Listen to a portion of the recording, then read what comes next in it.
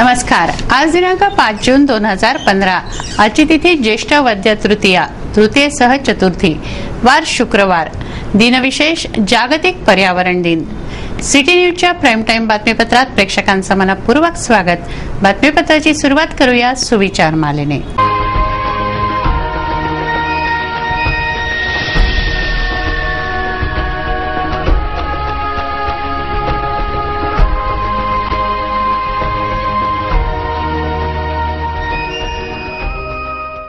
आता बघूया बातमीपत्रातील ठळक बातम्या।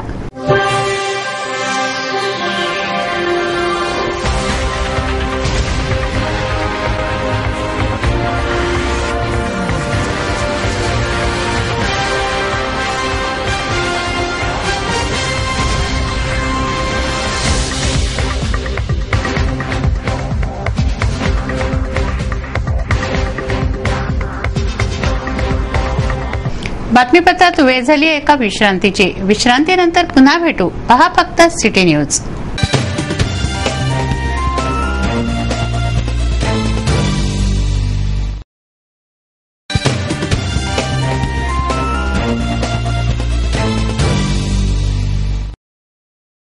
विसाव्या अंती पुन्हा आपलं स्वागत आहे। चला बघूया बातम्या विस्तारित स्वरूपात। पृथ्वीचं जतन करण्यासाठी पर्यायाने सजीव सृष्टीचं रक्षण करण्यासाठीचा संदेश देण्याकरता 5 जून जागतिक पर्यावरण दिन म्हणून पाळला जातो। माणसाने स्वतःच्या स्वार्थासाठी जी निसर्गाची नासाडी केली आहे ती अक्षम्य आहे। सजीव सृष्टी वाचवायची असेल तर आता तरी प्रत्येकानं जागं व्हावं ही काळाची गरज आहे। त्यासाठी पर्यावरण दिनाचं औचित्य। वृक्षवल्ली आम्हा सोयरी वनचरे, वृक्षवल्ली आम्हा सोयरी वनचरे, पक्षी सुस्वरे आळवीती, पक्षी सुस्वरे आळवीती, वृक्षवल्ली आम्हा सोयरी वनचरे। वृक्षवल्ली आम्हा सोयरी वनचरे, वनांमध्ये राहणारे म्हणजेच पशु व वृक्षवल्ली आमच्यासाठी सोयरे आहेत असं संत तुकारामांनी आपल्या अभंगातून म्हटलंय। परंतु सिमेंटचं जंगल सर्वत्र होऊन वनांचा ऱ्हास झालाय। झाडाच्या बुंध्यांना आग लावून त्यांची राख रांगोळी केली जाते। झाडांची तस्करी करण्यासाठी त्यांचे बुंधे जाळले जातात। परतवाडा चांदूर बाजार मार्गावरील धूधू जळणारे हे वृक्ष माणसाच्या स्वार्थीपणाची साक्ष देत आहेत। पर्यावरण व आरोग्य या एकाच नाण्याच्या 2 बाजू। परंतु आज जे चित्र आहे ते अत्यंत भयावह आहे। जिकडे तिकडे कचराच कचरा भरलेला। कचरा उचलला जात नाही, उचलला तर तो योग्य जागी पोचत नाही। असा एकही प्रभाग नाही जिथून कचऱ्याबद्दल ओरड होत नाही। प्रत्येक प्रभागातून सिटी न्यूज कडे कचऱ्याबद्दल तक्रार आलेली आहे। कचऱ्याच्या ठिकाणी सर्वसामान्यांच्या आरोग्यावर प्रश्नचिन्ह लावले आहेत। तीच अवस्था आहे नाल्यांची। नाल्या तुंबलेल्या, गाळाने भरलेल्या, कुठे नालीचं बांधकामच झालेलं नाही अशा अनेक समस्या आहेत ज्या पर्यावरणाचा ऱ्हास करत आहेत। या स्वच्छतेसाठी यंत्रणा नाही असं नाही, सगळी यंत्रणा तर आहे, मात्र ती भ्रष्टाचाराच्या विळख्यात अडकली आहे। महानगरपालिका लाखो रुपये खर्च करते, मात्र त्या खर्चाचा, यंत्रणेच्या अस्तित्वाचा शहरात कुठेही मागमूस नाही। प्लास्टिकचा वापर हा पर्यावरणाचा मोठा शत्रू। त्याबाबत कितीही कायदे झाले, नियम झाले, मात्र त्याची अंमलबजावणी प्रभावीपणे होत नसल्याने हे शत्रू प्रबल होत आहेत। सिमेंटची जंगलं उभारताना प्रचंड वृक्षतोड झाली होते आहे। गरजेसाठी वृक्षतोड तर केली जाते, मात्र पर्यावरण सांभाळण्याची गरज माणसाला वाटत नसल्याने वृक्षारोपणाबाबत जागरूकता न पाळल्याने वृक्षांची संख्या नगण्य झाली आहे। प्राणवायू देणाऱ्या झाडांची, वृक्षांची उपेक्षा भोवणार आहे हे निश्चित। शासनाच्या वतीने पर्यावरण दिन पाळून संदेश दिला जातो, मात्र त्याऐवजी कागदोपत्री राहणारे नियम त्यांची सक्तीने अंमलबजावणी करणं गरजेचं आहे. दुसरा भाग म्हणजे नागरिकांच्या जागरूकतेचा. पर्यावरण रक्षण ही एकट्या शासन प्रशासनाची जबाबदारी नाही, तर प्रत्येकाने त्याची जाणीव ठेवणं गरजेचं आहे. प्लास्टिकच्या पिशव्यांऐवजी कापडी पिशव्या जर खरेदीसाठी नेल्या तर आपोआपच प्लास्टिकचा वापर थांबेल, पायबंद बसेल. ध्वनी प्रदूषणामुळेही पर्यावरणाचा ऱ्हास होतोय. गरज नसताना वाजणारे कर्णकर्कश हॉर्न आजारी वृद्ध व बालकांना असह्य होतातच, शिवाय सामान्य माणसाच्या श्रवण शक्तीलाही ते प्रभावित करत आहेत. प्रदूषणामुळे अनेक आजार, अनेक समस्या उद्भवत आहेत. याला कारण आहे फक्त माणसाचा स्वार्थीपणा. निसर्गानं माणसाला भरभरून दिलंय. हवा, पाणी, सूर्यप्रकाश असे सारे निसर्गदत्त आहे. अन्न, वस्त्र, निवारा या माणसाच्या मूलभूत गरजा भागवताना मनुष्य इतका स्वार्थी झालाय की त्याला या निसर्गदत्त देणग्यांची किंमतच राहिलेली नाही असंच म्हणावं लागेल. पाण्याचा प्रचंड अपव्यय, प्रचंड वृक्षतोड. पावसाचं पाणी वाचवण्याचा संदेश शासनाकडून देण्यात येतो, मात्र प्रत्यक्ष शासनाच्या इमारती जेव्हा उभ्या राहतात तेव्हा तेथे रेन वॉटर हार्वेस्टिंगची कुठलीही सोय केली जात नाही. अशा अनेक गोष्टी आहे ज्यांची गणना करता करता वेळ अपुरा पडेल. जागतिक पर्यावरण दिनाचं या वर्षीचं सूत्र आहे 7 billion dreams 1 planet consume with care. पृथ्वी नामक या एकमेव ग्रहावर 7 अब्ज नागरिकांच्या स्वप्नांचं ओझं आहे. तेव्हा जे जे उपलब्ध आहे ते सारं जपून वापरा असा संदेश यंदाचा आहे. वेळी जागृत झाल्यास पर्यावरण वाचवता येईल, अन्यथा सजीव सृष्टीच धोक्यात आहे. आता बातम्या गुन्हेगारी जगताच्या, अर्थात क्राईम वॉच. अश्लील मेसेज पाठवून युवतींना छळणाऱ्या, त्यांचं भवितव्य बर्बाद करणाऱ्या 35 वर्षीय भामट्याला गुन्हे शाखेनं गजाआड केलाय. अनेक युवतींना तो अश्लील मेसेज करत असे, त्यापैकी एकीने तक्रार केल्याने ही कारवाई करण्यात आली आहे. युवतींना अश्लील मेसेज पाठवून त्यांची छळवणूक करणाऱ्या भामट्याला गुन्हे शाखेनं गजाआड केलंय. जसवंत बच्चाराम आहुजा असं या 35 वर्षीय इसमाचं नाव असून तो गाडगेनगर पोलीस ठाण्याच्या हद्दीतील म्हाडा कॉलनीतील रहिवासी आहे. गेल्या 1.5 वर्षांपासून जसवंत आहुजा अनेक युवतींना असे मेसेज करत होता, त्यामुळे अनेक मुलींचे विवाह तुटले. एकीने तक्रार केल्याने त्याच्या घरातून गुन्हे शाखेने त्याला अटक केली आहे.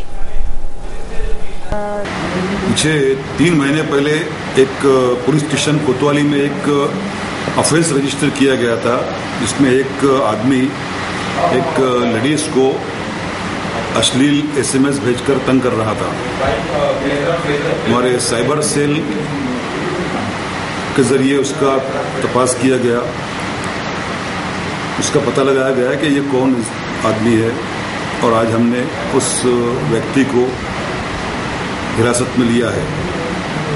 अभी ये जानकारी हमको और भी मिली है कि इसी आदमी ने अमरावती की कहीं और लेडीज़ को अश्लील मैसेजेस और तरह तरह के मैसेजेस भेजकर तंग किया था. उस पर अभी कार्रवाई की गई है, उसे हिरासत में लिया गया है. उसका पुलिस कस्टडी रिमांड लिया जाएगा. साईनगर येथे राहणाऱ्या करवा यांच्या घरातील अख्खी तिजोरी चोरणाऱ्या चोरट्याला गुन्हे शाखेनं अटक केली आहे. त्याचा साथीदारही पोलिसांच्या जाळ्यात अडकलाय. हे दोन्ही चोरटे अल्पवयीन आहेत, हे विशेष. साईनगर येथे राहणारे राधेश्याम मोहनलाल करवा अमेरिकेत गेलेले असताना त्यांच्याकडील तिजोरी चोरीला गेली. या चोरीचे आरोपी गुन्हे शाखेने पकडले असून सूत्रधार अल्पवयीन आहे. गोदरेज कंपनीची तिजोरी, मौल्यवान वस्तू आदी 31,000चा माल त्यांनी चोरला होता. गुन्हे शाखेचे सहाय्यक पोलीस निरीक्षक गोपाल उपाध्याय व चमुने गुप्त माहितीवरून कारवाई केली आहे. साईनगर में रहने वाले राधेश्याम मोहनलाल करवा ये दिसंबर में अमेरिका गए थे. अभी 3 दिन पहले वापस आए अमेरिका से, तो उनके घर में रखी हुई तिजोरी, अच्छी 1.5 फुट की तिजोरी, वो उनके घर से चोरी हो गई थी। हमारे क्राइम ब्रांच के एपीआई गोपाल उपाध्याय और उनकी टीम ने 2 दिन में उसका तपास कंप्लीट किया है और वो तिजोरी जब्त की है और 2 आरोपियों को हिरासत में लिया है।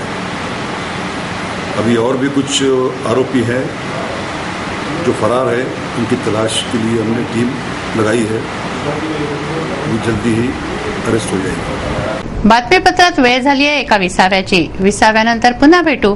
पहा फक्त सिटी न्यूज.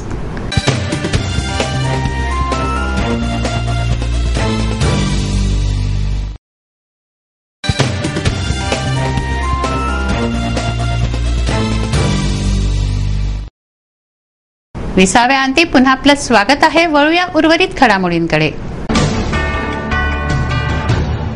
बातमीपत्रात टाकूया सामाजिक, राजकीय व धार्मिक घडामोडींवर एक नजर.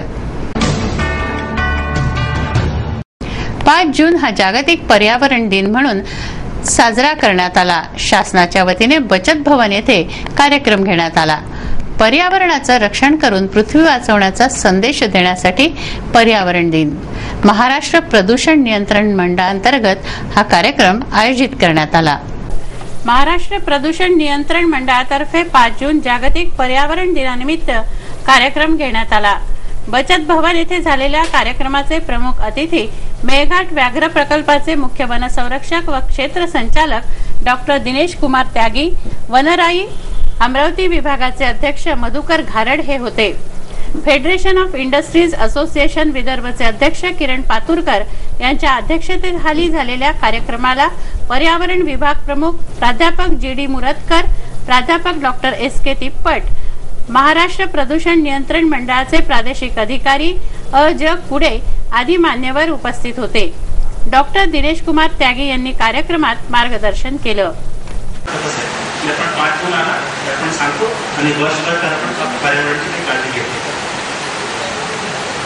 जागृती आणणं हे महत्त्वाचं काम, कारण अगोदरच्या वक्त्यांनी सांगितलं होतं की 5 जून युनायटेड नेशन आपण जसं म्हणतो,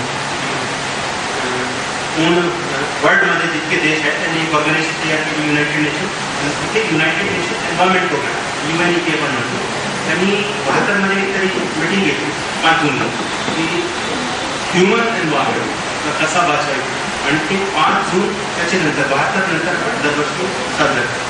याच्यामध्ये काय की जागरूकता लोकांमध्ये अगोदर आणि त्याच्याबरोबर पॉलिटिशियन, कारण पुढारी जर जागरूक झाले तर पर्यावरणाचं संरक्षण होणार. आम्ही जागरूक झाले, नागरिक जागरूक झाले, काही उपयोग होतो, कारण आपण डेमोक्रेटिक कंट्री आहे आणि पॉलिटिशियनचा किती महत्त्व आहे, पॉलिसी मेकर आहे किती महत्त्व आहे. महापालिकेने वीज बिलावरील LBT वसूल केला आहे करते आहे.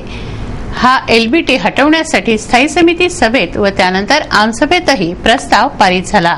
हा प्रस्ताव महाराष्ट्र शासनाकडे पाठवायचा होता, परंतु मनपाने नेहमीप्रमाणे दिरंगाई केल्याचा आरोप नगरसेवक व भाजपचे शहराध्यक्ष तुषार भारतीय यांनी केलाय.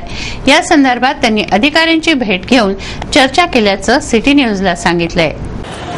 1 महिन्यापूर्वी स्थायी समितीच्या बैठकीमध्ये आम्ही विजेवरचा LBT माफ करण्याच्या संदर्भातला प्रस्ताव पारित केला होता आणि मान्यतेसाठी तो आम्ही स्टँडिंग आपल्या आमसभेत पाठवला होता आणि आमसभेतसुद्धा आम्ही तो प्रस्ताव पारित करून घेतला आणि हा जी अवैध वसुली नागरिकांकडून होते आहे ती ताबडतोब बंद करण्यात यावी असा प्रकारचा प्रस्ताव आम्ही पारित करून घेतला आणि तो प्रस्ताव शासनाकडे पाठवून एक नोटिफिकेशन काढून ती पैशाची वसुली थांबवावी अशा प्रकारची पद्धत आहे. पण महानगरपालिकेने अजूनपर्यंत तो प्रस्ताव महाराष्ट्र शासनाकडे पाठवला नाही, हे दुर्दैव आहे. आणि म्हणून कार्यक्षम प्रशासन महानगरपालिकेचं आहे का असा प्रश्न आहे. सर्वसामान्य जनतेचा प्रश्न आहे. सर्वसामान्य जनतेला त्यातून पैशातून सूट मिळणार आहे, नवी ती अवैध वसुली बंद होणार आहे. या संदर्भात प्रशासन मात्र अतिशय निगरगट्ट आहे, ढिसाळ आहे आणि त्यांना कुठेतरी पैसे मिळावे जनतेला त्रास व्हावा या भूमिकेतून काम करताय की काय असं वाटतंय. ऊर्जा मंत्र्यांनी स्पष्ट सांगितलं की तुम्ही तो प्रस्ताव ताबडतोब पाठवा, आम्ही त्याच्यावर नोटिफिकेशन करून पाठवतो. आणि म्हणून आज मी अधिकाऱ्यांशी भेटलो, त्यांना सांगितलं की त्वरित प्रस्ताव पाठवा.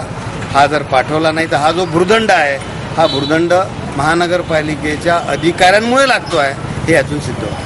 छत्रसाल नगर येथे 5 लाखांच्या निधीतून उद्यानाची निर्मिती करण्यात येते. यासाठीचा शुभारंभ शुक्रवारी करण्यात आला. नगरसेविका लुबना तन्वीर नवाब यांच्या हस्ते भूमिपूजन करण्यात आलं. प्रभाग क्रमांक 9 गंगाधर बाबा हनुमान मंदिर छत्रसाल नगर येथे उद्यानाची निर्मिती करण्यात येते. 5 लाखांच्या निधीतून उभ्या राहणाऱ्या या उद्यानासाठी भूमिपूजन करण्यात आलं. नगरसेविका व झोन सभापती लुबना तन्वीर नवाब यांच्या हस्ते भूमिपूजन सोहळा संपन्न झाला. यावेळी छत्रसाल नगरवासी उपस्थित होते. लवकरच उद्यानाचं काम सुरू होणार आहे याबाबत नागरिकांनी आनंद व्यक्त केला आहे. या परिसरात उद्यानच नसल्याने नागरिकांची मागणी होती. मुलांना खेळण्यासाठी व पर्यावरणाच्या दृष्टीने गरज पाहता हे उद्यान तयार केलं जातंय. जागतिक पर्यावरण दिनाचं औचित्य साधून 2 मुलांनी सौर ऊर्जेवरील वाहनं तयार केली आहेत.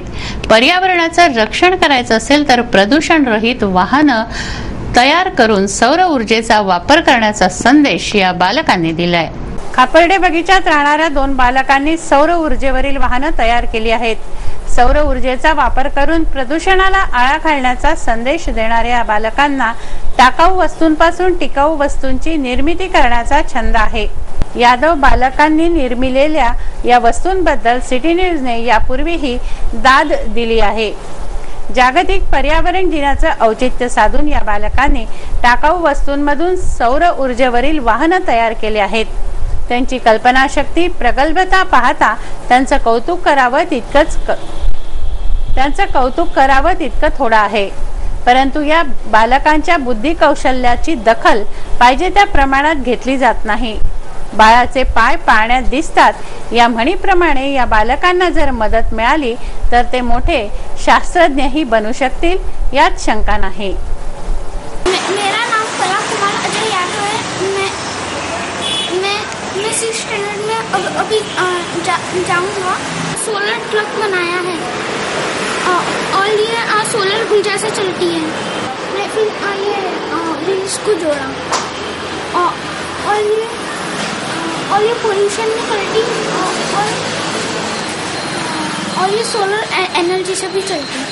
मेरा नाम दीप कुमार अजय यादव है. मेरे माँ का नाम रेखा अजय यादव है और मेरे पापा का नाम अजय अरुण यादव है. इस उपलक्ष्य में आपने क्या बनाया है? आपके छोटे भाई ने तो ट्रक बनाया है, देखे हमने. आपने क्या बनाया? एनवायरनमेंट डे के उपलक्ष्य में मैंने सोलर ट्रैक्टर बनाया है. वो उसके लिए मुझे लगे हैं 3 सोलर पैनल और 1 मोटर.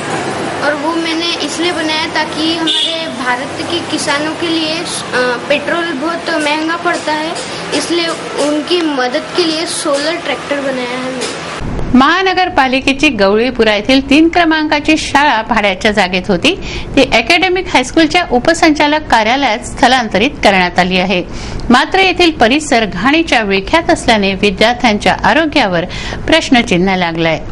गवळीपुरा येथील महानगरपालिकेची 3 क्रमांकाची शाळा अकॅडमिक हायस्कूलच्या उपसंचालक कार्यालयात स्थलांतरित करण्यात आली आहे. गेल्या 35 वर्षांपासून ही शाळा गवळीपुरा येथील भाड्याच्या जागेत भरवण्यात येत होती. ती आता स्थलांतरित झाली आहे. तशी तर सगळी अकॅडमिक शाळाच घाणीच्या विळख्यात आहे.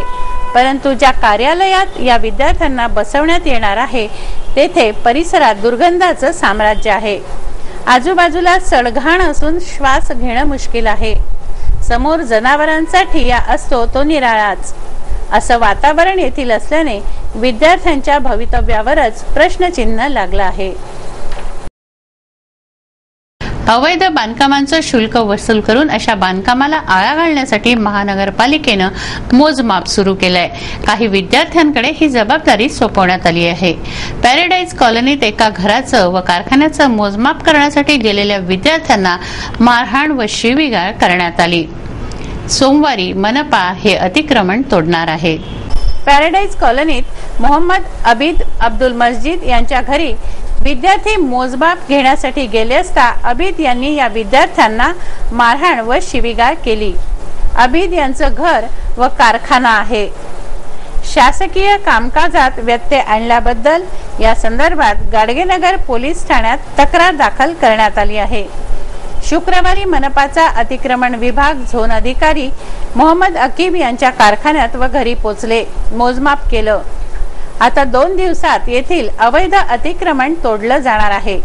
घर व कारखान्याला कुलप ठोकून कुटुंबीय घरी नसल्याचा देखावा यावेळी करण्यात आला होता, जेणेकरून कारवाई टळेल। मात्र कुटुंबीय कुलूप बंद घरातच होते। सोमवारी हे अतिक्रमण तोडलं जाणार आहे। पौराणिक ऐतिहासिक वारसा असलेल्या अमरावतीत बालाजी देवस्थान आहे। भाविकांचं श्रद्धास्थान असलेलं अंबादेवी मंदिरानजीकचं बालाजी देवस्थान 300 वर्षांपूर्वींचं आहे। कोट्यावधींची संपत्ती असलेलं हे देवस्थान मात्र वादाच्या भोवऱ्यात अडकलंय। गादीचे मालक, महंत व ट्रस्टी यांचा हा वाद आहे। राजस्थानचे वैष्णवपंथी वैरागी रामानुज संप्रदाय रामानंद मठाचे महंत पुरणदासजी आपला शिष्य तुलसीदास यांच्या समवेत अमरावतीला आले। सन 1700 मधील ही गोष्ट आहे। त्यावेळी अमरावती हे उजाड होतं। अंबादेवी मंदिरानजीक वतनदार उदाजी पाटील गुरव यांची वाडी होती। या 3 एकर वाडीत वडाच्या झाडाखाली त्यांनी आपली धुनी स्थापन केली। उदाजी पाटलांनी महंतांचं शिष्यत्व पत्करलं व आपली वाडी संत पुरणदास यांना गुरुदक्षिणा म्हणून दान दिली। याच जागी संत पुरणदास यांनी आपल्या सोबत आणलेल्या बालाजीच्या मूर्ती स्थापन करून सुंदर मंदिर उभारलं।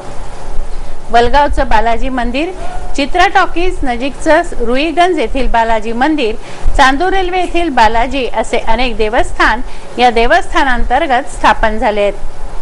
27 सप्टेंबर 1925 मध्ये संत हरिदास गुरु बालकदास गुरु जगन्नाथ दास यांनी या मंदिराचा जीर्णोद्धार केला। त्यानुसार 315 वर्षांपूर्वीचं हे मंदिर असून आता ते ट्रस्ट व गादीचे महंत यांच्यातील वादात अडकला आहे। उत्तराधिकाराचा हा वाद न्यायप्रविष्ट आहे। संत ईश्वरदास गुरु हरिदास यांच्या देखरेखीत सध्या हे मंदिर आहे।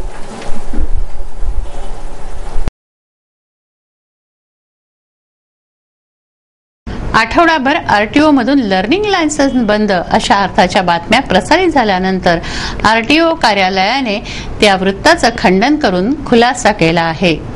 तांत्रिक बिघाडामुळे शिकाऊ अनुज्ञप्तीची संगणकीय चाचणी प्रक्रिया बंद पडली असता आलेल्या अर्जदारांना प्राथमिक परीक्षा घेऊन शिकाऊ अनुज्ञप्ती देण्यात आली असा खुलासा आरटीओ कार्यालयाने केला आहे। लर्निंग लायसन्स बंद अशा अर्थाचं वृत्त प्रसारित झालं होतं। या वृत्ताचं आरटीओ कार्यालयाने खंडन केलं आहे। दिनांक 3/6/15 रोजी प्रादेशिक परिवहन कार्यालयामध्ये ही संगणकीय चाचणी यंत्रणा काही वेळ बंद झाली होती। संगणकामध्ये थोडासा बिघाड झाल्यामुळे, तांत्रिक बिघाडामुळे, आणि नंतर त्या दिवशी ज्यांनी अपॉइंटमेंट घेतली त्या सगळ्यांना आम्ही तोंडी परीक्षा घेऊन लर्निंग लायसन्स दिले।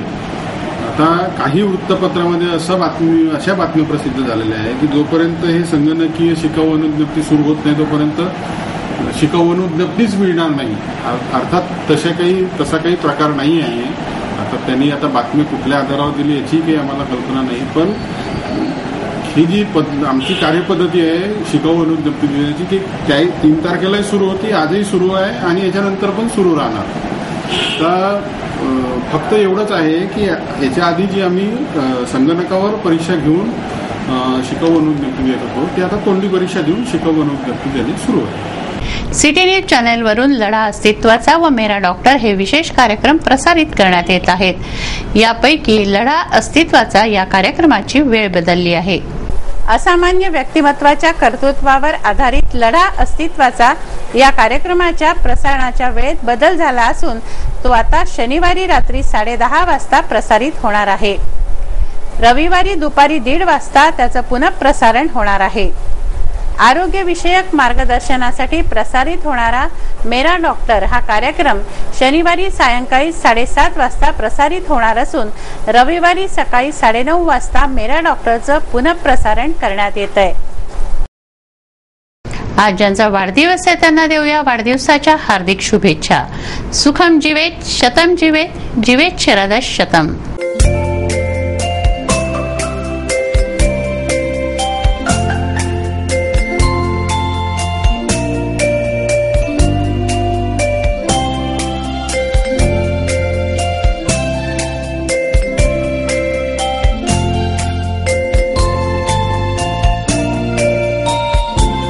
बातमीपत्रात बघूया आज आपल्या व्यंगचित्रकारांनी त्यांच्या व्यंगात्मक कुंचल्यातून कुठल्या स्थितीवर लक्ष वेधलंय.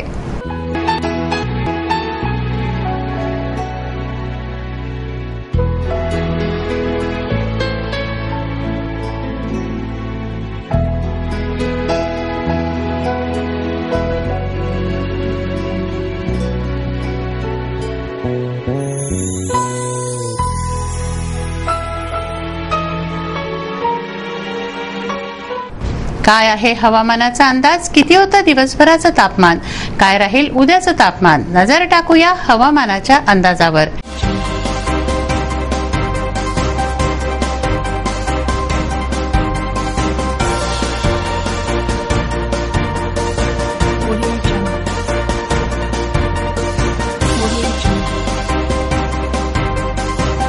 शुक्रवार कमाल तापमान 40 डिग्री सेल्सिअस तर किमान तापमान 28 डिग्री सेल्सिअस.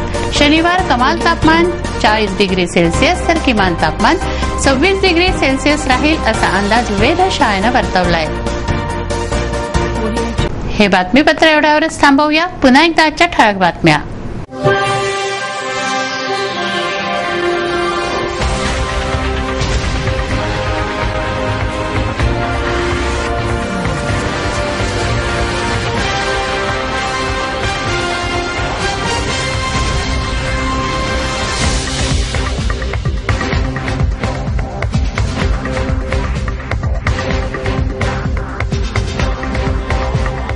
वेळ झाली आहे आपली रजा घेण्याची. आपणास काही माहिती द्यायची वा काही सुचवायचे असेल तर आमच्याशी थेट संपर्क करा. आमचा पत्ता सिटी न्यूज कार्यालय धनराज लेन सक्कर 7 अमरावती. आमचा फोन नंबर आहे 2570-32-6 आणि वेबसाईट आहे www.citynews.net.in. अचूक सडेतोड आणि निर्भीड बातम्यांसाठी बघत राहा अमरावतीचा नंबर 1 चॅनेल फक्त सिटी न्यूज. बातमी आमची, विश्वास तुमचा.